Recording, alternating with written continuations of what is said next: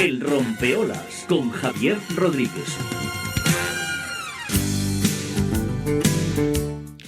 Bueno, ahora hace un momentito estábamos hablando con la Isla del Hierro y ahora nos vamos a dar un salto hasta la capital de España. Vamos a irnos hasta Madrid. ¿Por qué? Pues porque vamos a hablar con alguien muy importante para este país, para nosotros desde luego y para este país también. Alberto Vázquez Figueroa.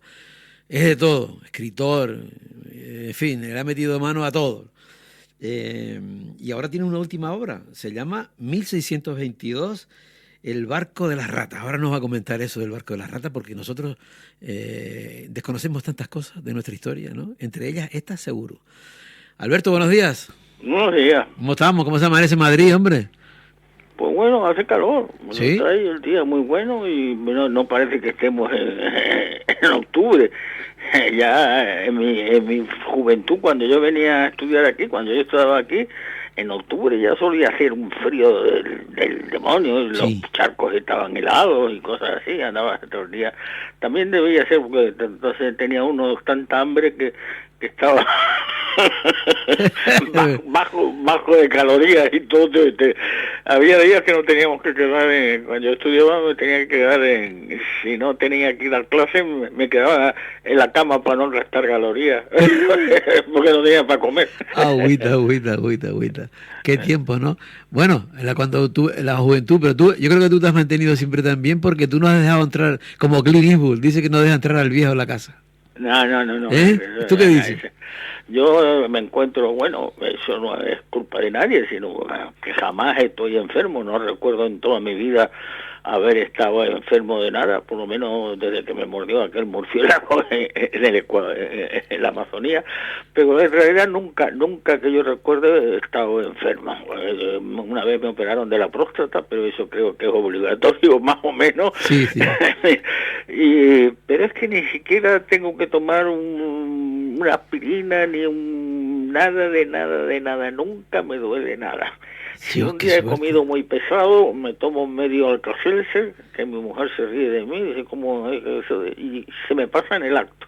Para mí el Alka-Seltzer es, si tengo una indigestión, eso que he comido mucho, en medio minuto, antes de que llegue al estómago, ya estoy bien. Y nunca me duele nada.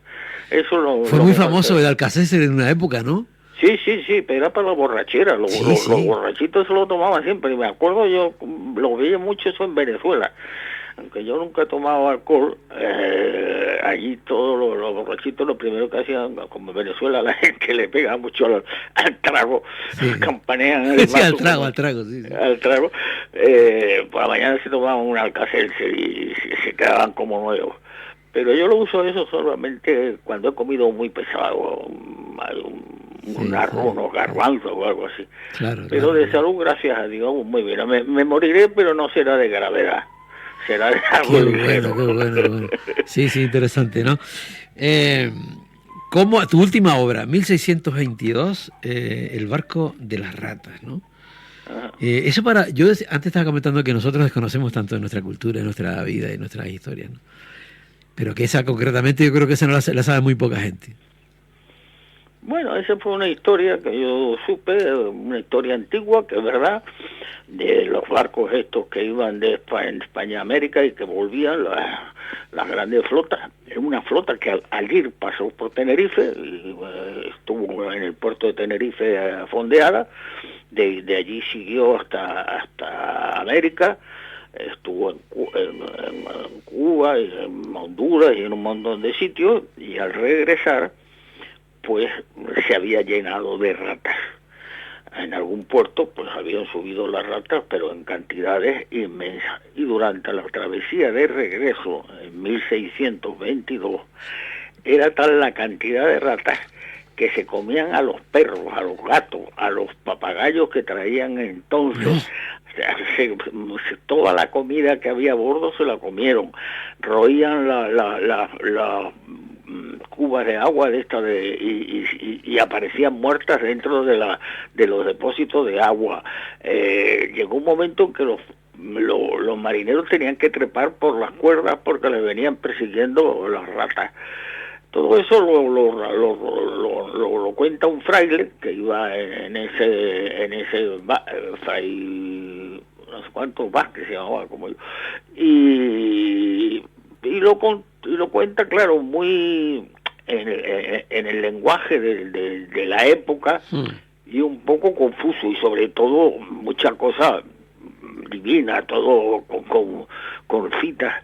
Entonces me pidieron que eso lo aligerase y lo convirtiese en una novela legible, una novela corta pero legible. A mí me pareció que era una historia muy interesante. Entonces el libro está dividido en dos partes. La primera, o sea, la más importante, es toda la información que da el fraile y toda la que se da históricamente y todos los grabados de la época y todas esas cosas. Y luego la otra parte es la que yo he convertido en novela para que sea entretenida, para poner cosas de costumbres de la época, de cómo ellos cuando llegan a Cuba, por ejemplo, se encuentran que están quemando a una bruja.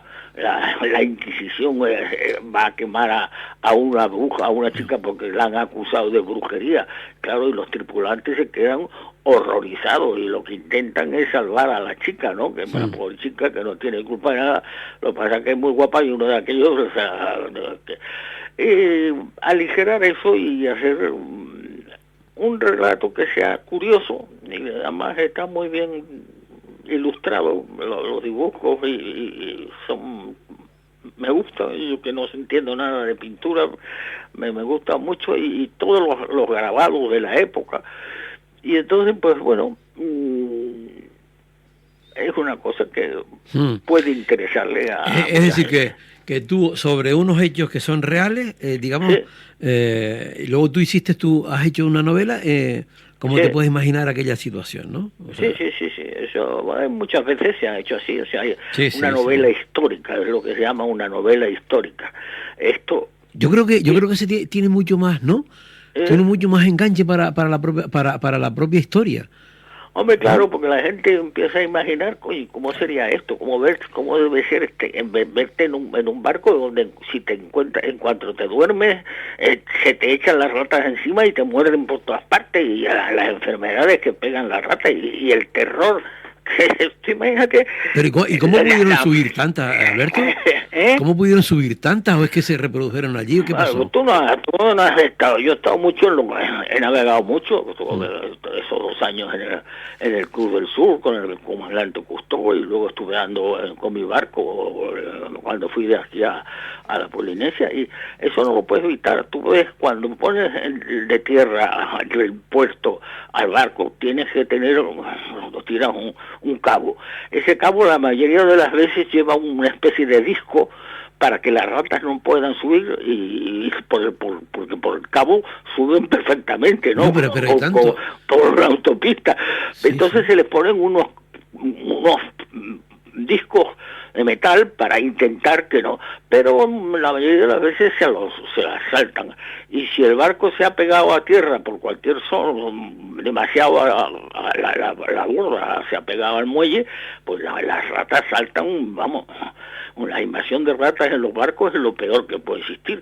Tiene que pasarte el día persiguiéndolos, porque se reproducen como locas, se meten allí en un rincón de aquello que nadie llega, en la sentina, y cuando te vienes a dar cuenta, se te están comiendo los dedos de los pies. Es que lo estás dibujando de una manera, me estoy imaginando, digo, pero, o sea, tengo hasta ganas de correr sin... Sí. ¿Sabes? Yo tengo una anécdota de un día en mi casa de Lanzarote. Una amiga de mi hija, que tenía entonces 10 o 12 años, había una amiga que estaba allí, estábamos cenando, y la cocina estaba pegada al jardín, y se ve que alguien había entrado una rata, y entonces la niña esta abre la gaveta y ve una rata, pero una rata del tamaño casi de un gato, y la cierra inmediatamente, y dice, una rata, y yo acojonado, busqué un cuchillo o algo así para enfrentarme heroicamente a aquella rata, y de repente la niña, que tenía 8 años, abre la gaveta, con un trapo de cocina agarra a la rata y le da un golpe así, ¡pam!, contra la esquina de la mesa y la desnuca en el acto. La niña con 8 años.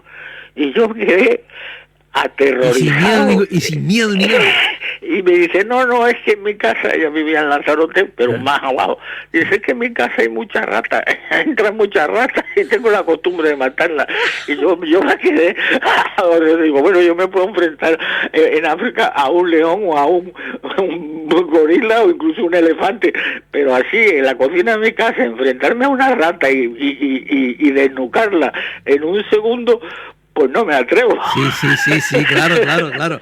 Alberto, y tú que has estado en medio mundo, en fin, tantas culturas, civilizaciones y demás, ¿el tema de la rata, por ejemplo, es exclusivo de todo el mundo o es nuestro aquí que tenemos tanto miedo a la rata? Todo el mundo le tiene miedo a la rata de la misma manera que le tiene asco a las cucarachas. ¿Pero por qué? ¿Por qué? Pues seguro que unos bichos repugnantes, además, ya tú eres una rata, tú eres un rata, es un bicho francamente repelente y peligroso, que cuando se enfadan y cuando eso se te tiran encima, o sea, lo peor que hay. Pero en otros lugares se las comen. Sí, en algunos lugares se la comen, no les queda más remedio. También es verdad.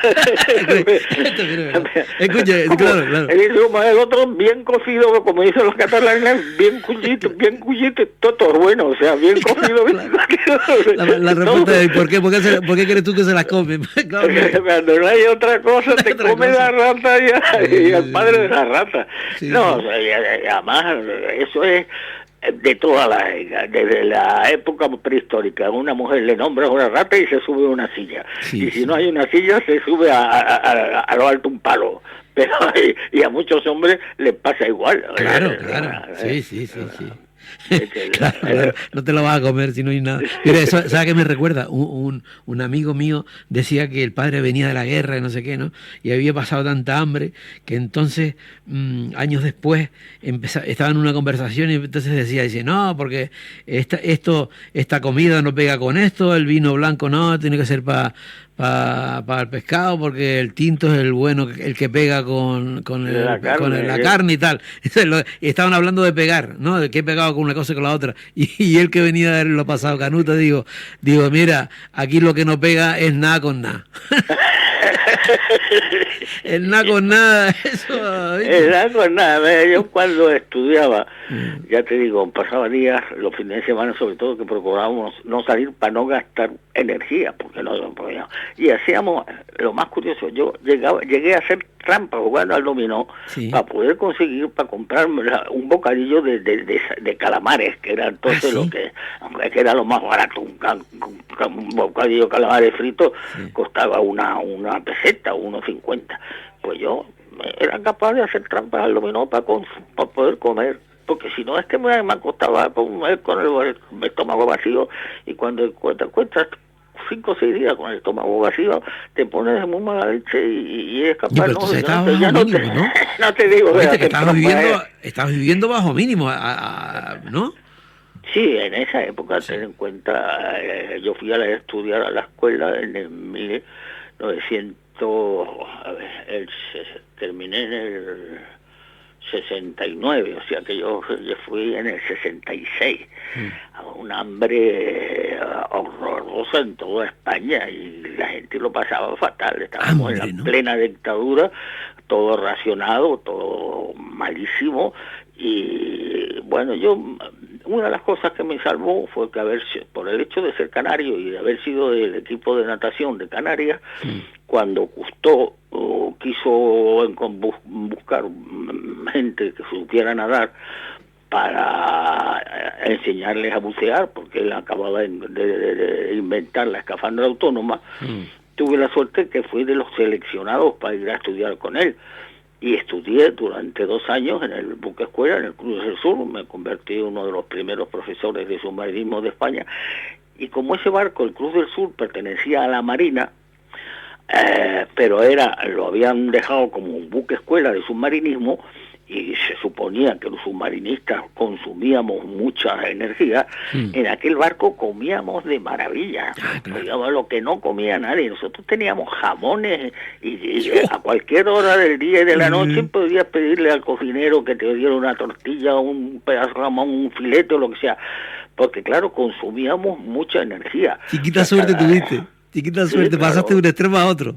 Claro, y además para mí fue magnífico porque además cuando me tocó hacer, pues me llamaron a hacer la mili, que entonces era totalmente obligatorio, pues yo me dije que me tenía que ir a la mili. Y entonces el almirante que manejaba todo eso y que era el que manejaba el barco, se llamaba Almirante Mastarreche, me dijo, ¿cómo te vas a ir tú ahora a hacer la mili en Alcalá de Henares?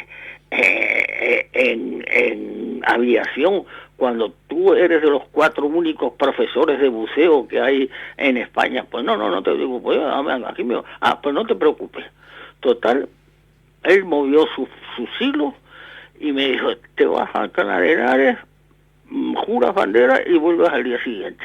Entonces yo fui a Alcalá de Henares, me dieron un uniforme, aquellos que ya estaban advertidos que yo era, y te pones al final de la cola, procura no mover, o sea, mover los pies bien como todo el mundo, o sea, sí. Llevar bien el paso y luego ya te comes y te vas.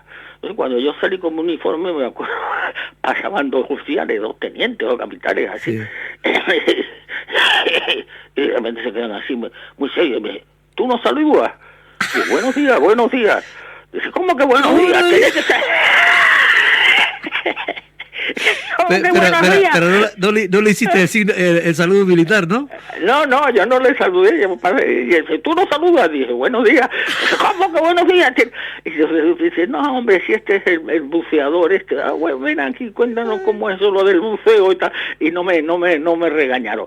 Total, que terminé, me dieron una paella estupenda al jurar bandera, y luego escondí el uniforme en la biblioteca. Tenía una biblioteca muy grande, detrás de los libros, allí guardé mi uniforme. Y al año y medio me llamaron para ya darme de baja, o sea, ¿cómo se llama? Entonces, Alberto, realmente la mili tuya duró, ¿cuánto duró? Un día. Un día, ¿no? Un día.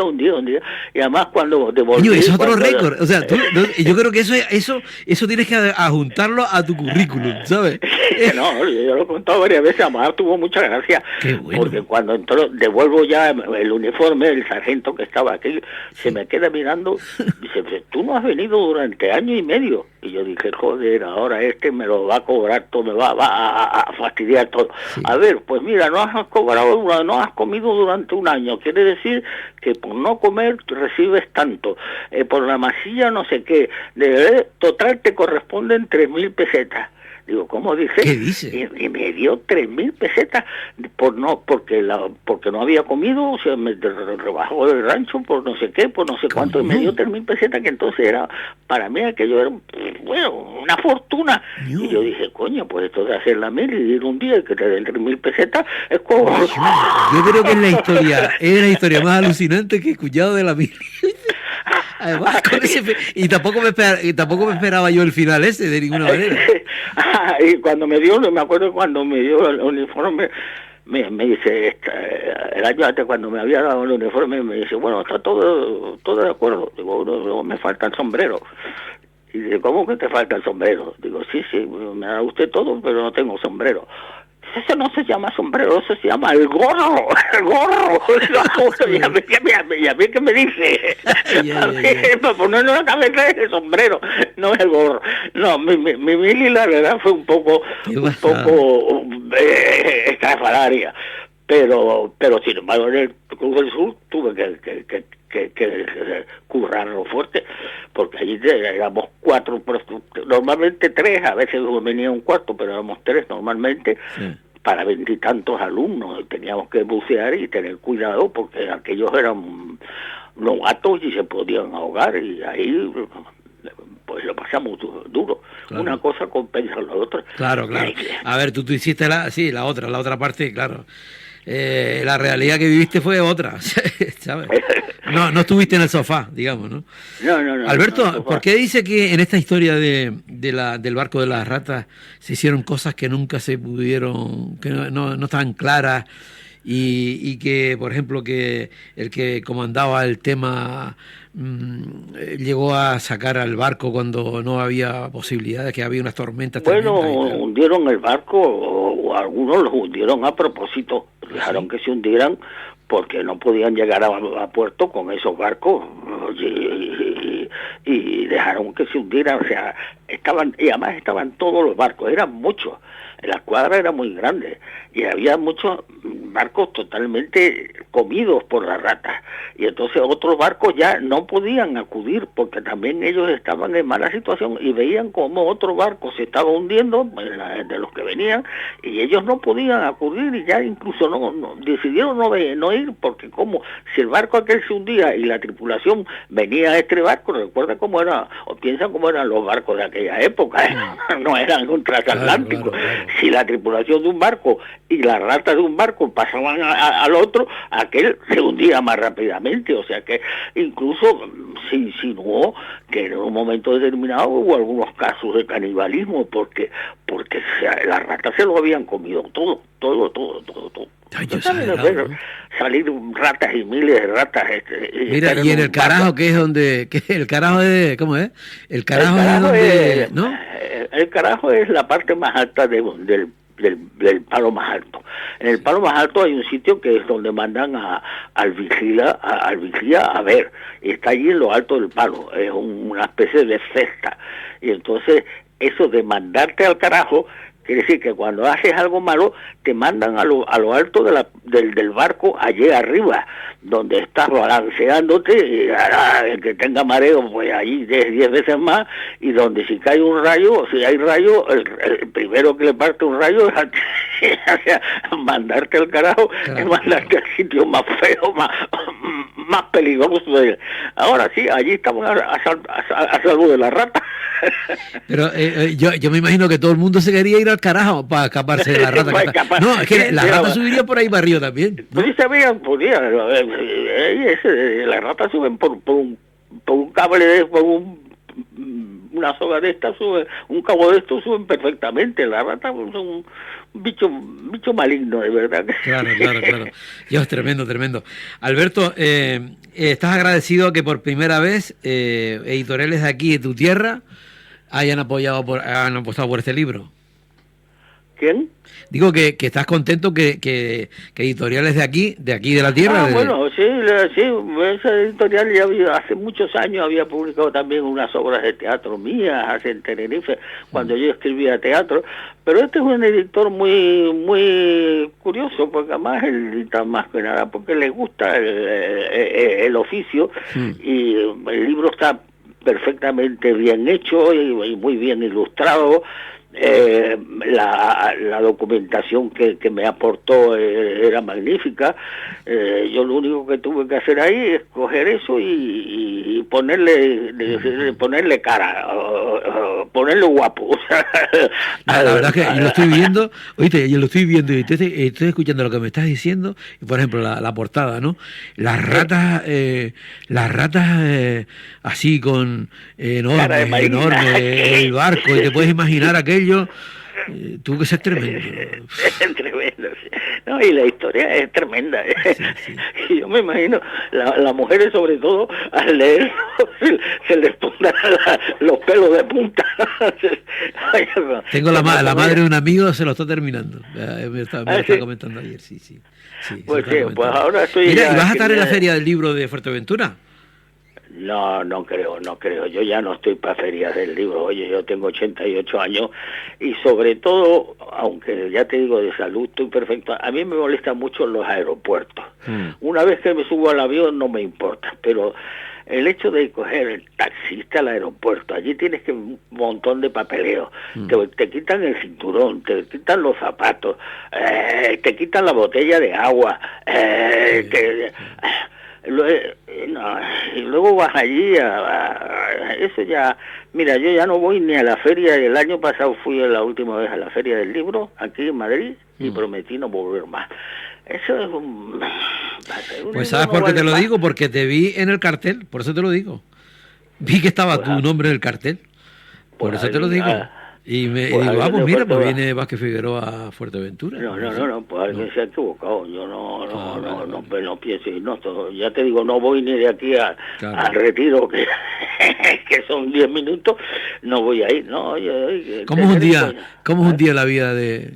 ¿Cómo es un día tuyo? O sea, te levantas, ¿qué haces para tener una idea en Madrid? Yo me levanto, me siento aquí en el despacho y me pongo a trabajar.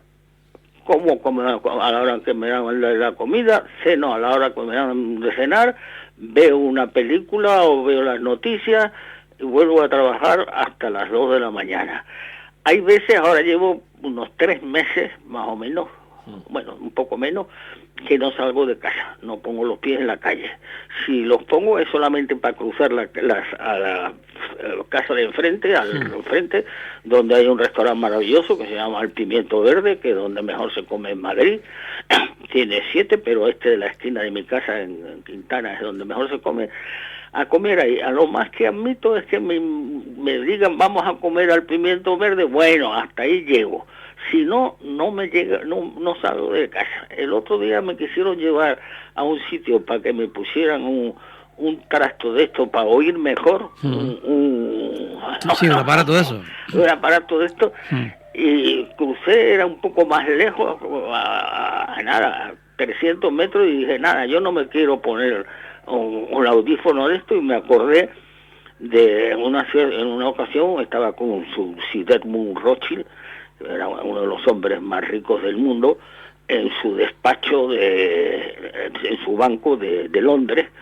Me había llamado para una cosa, para un tema de unas desaladoras que yo había diseñado y que él quería llevar él era judío, de origen judío, y quería llevarlas a Israel.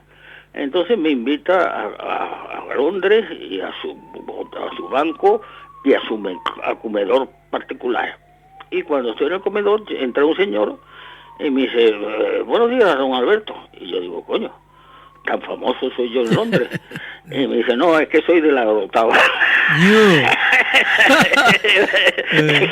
el jefe del restaurante, el metro del era eso. Y entonces empezamos a hablar. Era villero el tío. Y Sir Edmund tenía un aparatito de estos de un audífono y tenía un destornillador y estaba todo el rato con el destornillador tocando el audífono y se lo ponía en la oreja, lo volvía a quitar, lo ponía, habíamos allí, estábamos comiendo como 4 o 5 personas y yo de repente le digo, Sir Edmund, en cuanto salga de aquí le voy a comprar un audífono nuevo. Y me dice, ni se te ocurra, hijo, ni se te ocurra. ¿Qué te crees, que no tengo para comprarme un audífono? Yo me puedo comprar la fábrica entera, pero con esto oigo lo que me da la gana.